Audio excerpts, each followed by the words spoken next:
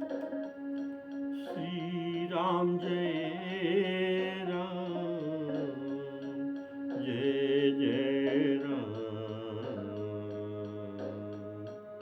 श्री राम जय राम, जय जय राम।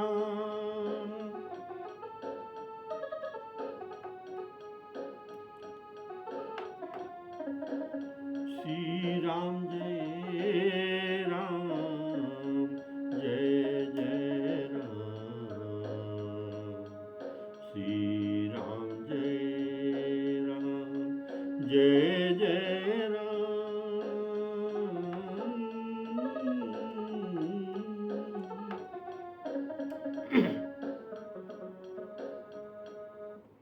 आदरणीय सभी श्रोताओं, मेरा सादर सप्रेम राम राम कहकर सभी को राम कथा को स्वागत करता हूँ। प्रेम से बोलिए सियावर रामचंद्र की जय। आप सुन रहे थे श्री रामचंद्र जी का ज्ञान उपदेश, जो कि अयोध्यापुर वासियों को देते हैं। साथ में मुनि ऋषि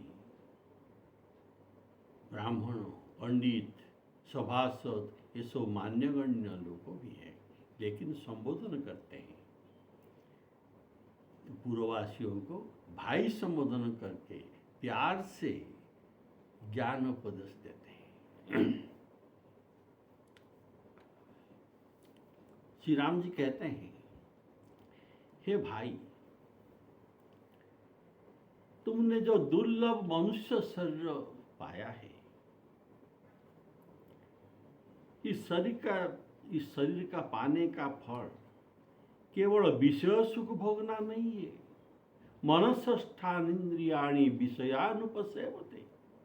मन को लेकर पंच इंद्रियां ये विषय सेवन करने के लिए तुमको ये शरीर दिया नहीं है, तो नहीं दिया गया है। देखो, अगर तुम अच्छा कर्म करके पुण्य कर्म करके स्वर्ग को भी जाएंगे, तो पुण्य भोगने के समय अर्थात थोड़े समय के लिए स्वर्ग सुख भोगेंगे,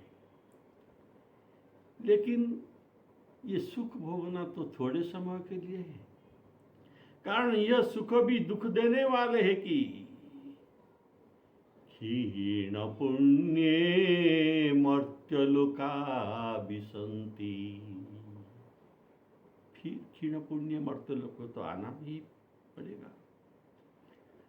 जो लोग मनुष्य शरीर पाकर केवल विषय में मन लगा देते हैं, वे ऐसे मूर्ख होगा कि जो अमृत से बदलकर, जो अमृत को बदलकर विष ले लेते हैं।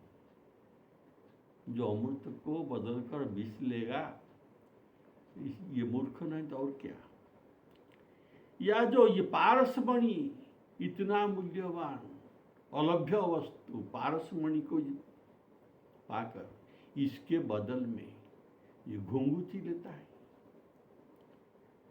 जो घुंघूची, जो इनका शरीर तो लाल है लेकिन मुंह काला है। इतना जो छोटे छोटे अरहर जैसे दाना है, ये है घुंघूची। अर्थात या जो पारसमणि गंवाकर घुंघूची को ग्रहण करते हैं, उसको भी कभी कोई भला नहीं कहता।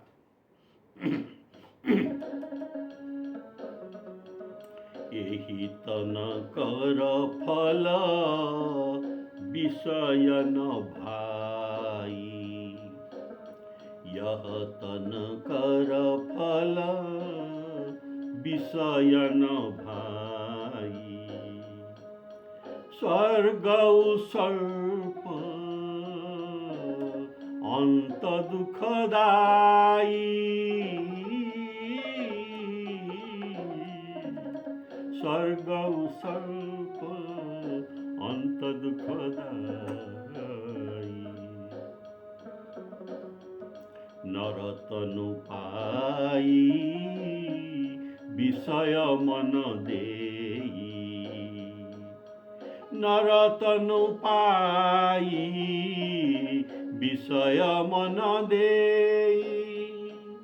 पलटी सुधाते 60 विष लेही। ताही कबहु भल कहई न कोई। गुंजा ग्रहई पारस मणि खोई। गुंजा घुंघची विषय आप जानते हैं ये 5 प्रकार के हैं, जो शब्द, स्पर्श, रूप, रस, गंध। शब्द कानों के द्वारा लिया जाता है, स्पर्श हाथ के द्वारा, रूप आंखों के द्वारा, रस जीवा के द्वारा और गंध नाक के द्वारा। तो ये 5 विषय होता है। तो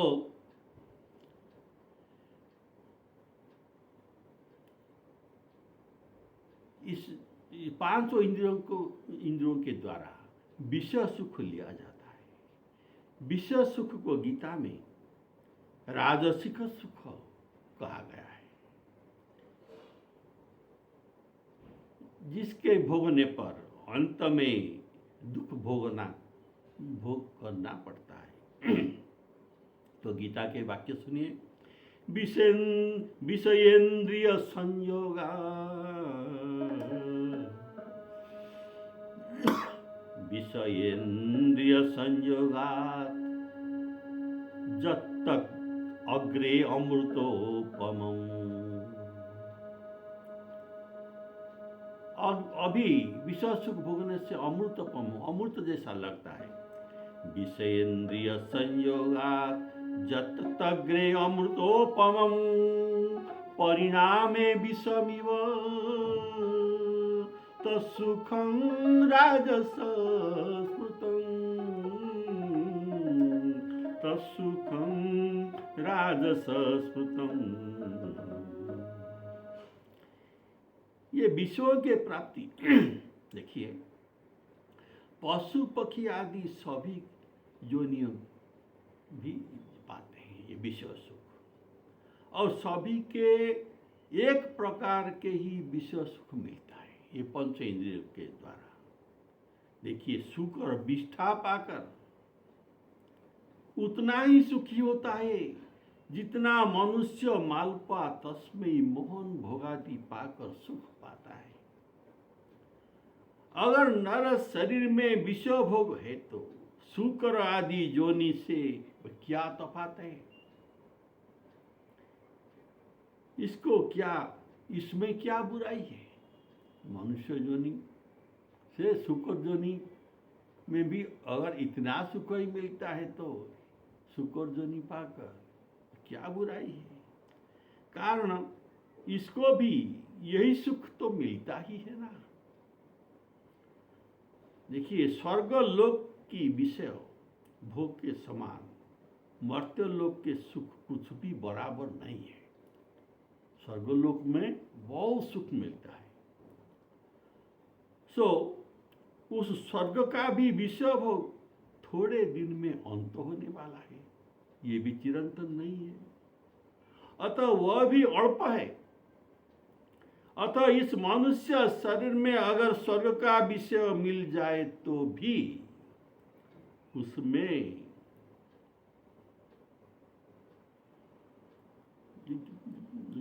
व्यतीत करना नहीं चाहिए। कारण यह अंत में दुखदायी तो है। जब फल भोग हो जाता है, जब पुण्य का फल भोग खत्म होता है, तो तब स्वर्ग से निकाल दिया जाता है। देखिए हमारे जो पुराणों में जो वर्णित है, राजा जजाति और राजा नहुस, ये भी पुण्य कर्म करके बहुत सारे यज्ञ करके स्वर्ग का इंद्र बने, फिर भी इनका स्वर्ग से पतन भी हुआ था। स्वर्ग में इंद्र को भी असुरों से पीड़ित होना पड़ता है, अर्थात इनमें भी, स्वर्ग में भी दुख है। इंद्र के पास भी राग और द्वेष, लोभ, अहंकार ये भी है जो हमारे पास है। और जो वर्णित है ये इंद्र, ये पराई विभूति पर द्वेष करता है।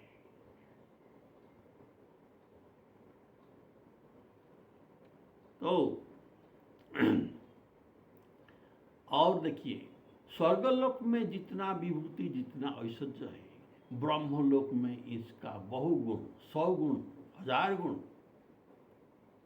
विभूति और ऐश्वर्य, सुख भोग भी है। तो इस पर भी ये ईर्ष्या करते हैं, हमारे स्वर्ग में थोड़ा सुख है। अतः उसे ईर्ष्या लगता है। सरस्वती जी कहते हैं, देवताओं के मन में इतना ईर्ष्या है कि ये कहते हैं, देखी न सकई पराई विभूति,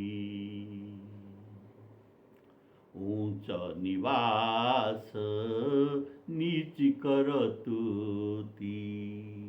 ऊंचे स्थान में निवास करते हैं लेकिन कार्यकलाप नीची है। ऊंचा निवास नीच करतुति, देखी न सकई पराई विभूति।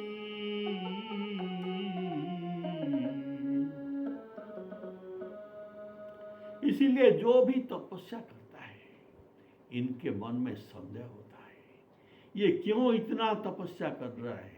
ये शायद हमारे इंद्र पद को छीनने के लिए ही ऐसा तपस्या कर रहा है। इसीलिए ब्रह्मा, अप्सरा, कामदेव सभी को भेजकर इनके तपस्या में विघ्न रचाते हैं। तो नारद जी जब भी तपस्या कर रहे थे, उनको भी ये विघ्न पहुंचाए। और ये जो तपस्या में और पुण्य कर्म में स्वर्ग सुख मिलता है, इसे भोगने पर मनुष्य को फिर मर्त्यलोक में आना पड़ता है, जो गीता के वाक्य है। तेतं भुक्त्वा स्वर्गलोकं विशालं, तेतं भुक्त्वा स्वर्गलोकं विशालं, क्षीणपुण्ये मर्त्यलोका विशन्ति, क्षीणपुण्ये मर्त्यलोका विशन्ति। जो जितना ऊंचाई से चढ़ता है और गिरने में उनको उतना झटका लगता है। अर्थात स्वर्ग में जो हम सुख मानते हैं, वहाँ तो ये ईर्ष्या, दुख भी है। आपने तो सुना, लोभ है, अहंकार है। तो स्वर्ग को जाना भी ठीक नहीं, ये ठीक बात नहीं है। श्री राम जी कहते हैं, अतएव विश्व सुख ही हमारे पर्याप्त सुख नहीं है। एही तन कर फल विषय न भाई, स्वर्ग सर्प अंत दुखदाई। विषय भोग से कभी तृप्ति नहीं होता। राजा जजाति सहस्र वर्ष तक विषय भोग करते रहे, तथापि इनका तृप्ति नहीं हुआ, जो अपनी पुत्र से जवानी मांगकर फिर विषय भोग में लगे रहे। तो तथापि तृप्ति नहीं हुआ तो कैसे? जैसे अग्नि में घी डालते समय ये अग्नि अधिक प्रज्वलित होता है, वैसे विषय भोग करते करते ये अधिक प्रज्वलित होता है, कभी तृप्ति नहीं होता। तो घी और समिध को अगर हम नहीं डालेंगे अग्नि में, तब जाकर ये शांत होगा। वैसे ही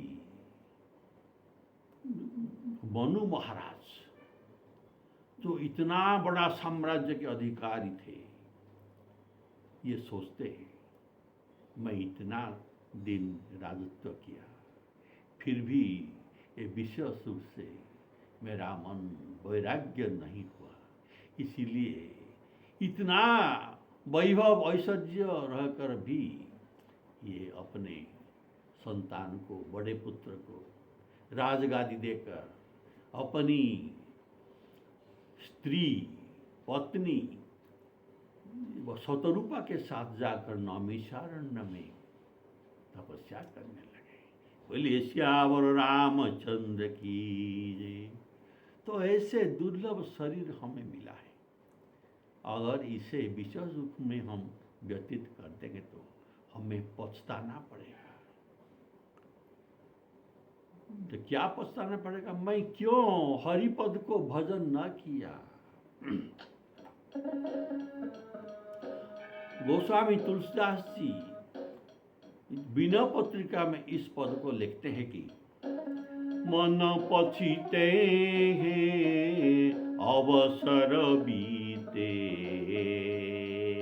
मन पछिते हैं अवसर बीते, दुर्लभ देह पाई हरिपद भजू, दुर्लभ देह पाई हरिपद भजू, कर्म वचन रुजीते, मन पछिते अवसर बीते। देखिए सहस्रार्जुन, दशानन, रावण आदि राजा ये भी काल से नहीं बचे थे, इनको भी काल ने खा लिया।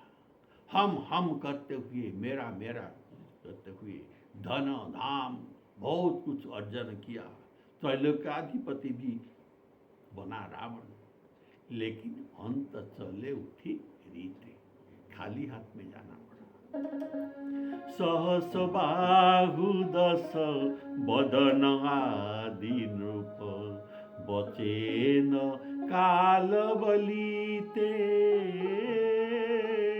हम करी धन धाम सवारी, अंत चले उठी रीते, अंत चले उठी चले रीते, रिक्त हस्त में जाना पड़ा। तो घर में तुम्हारे परिवार में सुत वनिता जो भी है, ये सब स्वार्थ में रहता है, ये अपने अपने सभी स्वार्थ में लगे हुए हैं। तेरा अंत काल के तुझको त्याग कर देंगे। अगर ये तुमको त्याग करेंगे तो तू क्यों अब इनको त्याग न करेंगे? इनको शरीर से त्याग करना नहीं पड़ेगा, तो मन से इनको क्यों त्याग न करते?